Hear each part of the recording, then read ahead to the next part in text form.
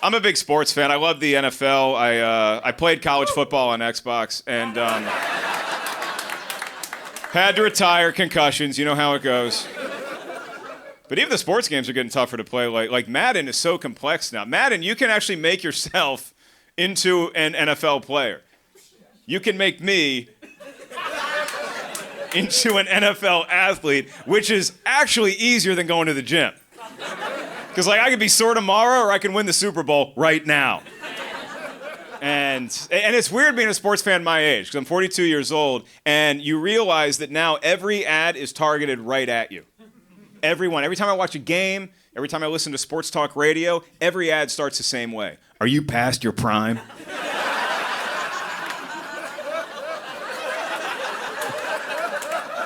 Do you not have the energy you used to? I think it's me they're talking to. Are you a little bitch, Mark? Who's saying that? Trying to hop us up on energy, boys. Now I'm nervous. Every time I go work out, every time I go to the driving range, I'm worried Doug Flutie and Frank Thomas are going to jump out of the bushes, throw some pills at me. Don't take the bait, man. I'm too old to have energy. Energy's going to get me arrested. Go out after the show, you're going to see a bunch of guys in their 20s, and they have way too much energy. They're like, oh, it's Saturday. I got to fuck something or fight something. I don't know what it's going to be.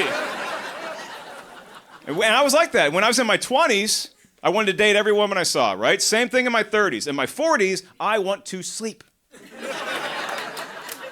That's it. And energy, that's going to fuck up my nap.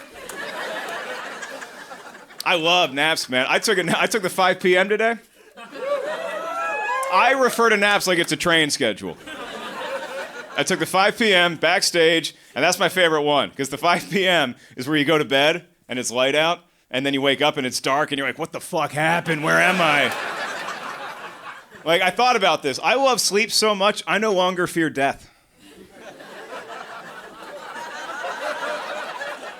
It's just a good snooze. So when you're at my funeral, we'll use the picture I posted.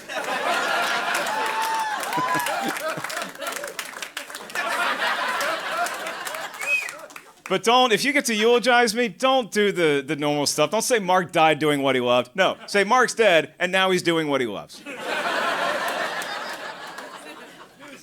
I try to make it to the gym when I can. I have a personal trainer because I work in entertainment and that's the law. Seriously, all you dreamers out there thinking about moving to LA, here's how it works. You drive out to California, they stop you at the border, you surrender all your fruits and vegetables, and they hand you a personal trainer. Sir, you gotta give us those avocados, and this is Cricket, your trainer. Enjoy. They're just so optimistic and positive all the time. I go to the gym, and they're like, all right, Mark, today's leg day. I'm like, leg day, how do you think I got in here? We're good on the legs. They demo the movements for you, which is a little intimidating because they show you how to do it properly, and then I have to follow that. And they're like, Mark, here's how you do a deadlift. And I'm thinking that's how a 28-year-old does a deadlift. I'm 42. My deadlift is call 2 of my friends. Hey, you assholes want free pizza? Help me move this couch. Get over here. It's still going better than it was. When I first got out here, I didn't know what to do. I joined a gym called 24 Hour Fitness. And it sounds like a good premise, right? It's open all day, all night. Problem was, back then, I was chubby, I was robust, I was portly. I'm trying to think of other phrases that aren't the F word. We're not supposed to say. The thing I called Mario and Luigi, I'm not supposed to say that. I feel like I can say the word fat. Most of my best friends are fat. So...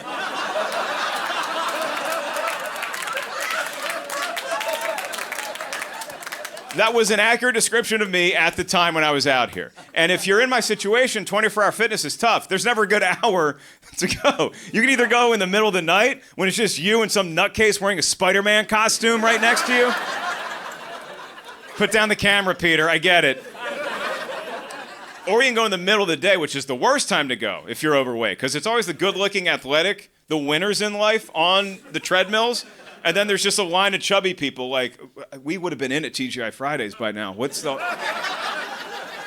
I'm sorry, but I think if you're the biggest one at the gym, you can go up to anybody. Yeah, excuse me. You're training for a triathlon? That's cute. Last night I got drunk and ate a birthday cake by myself. You're 5% body fat, I'm 5% Domino's. Off you go.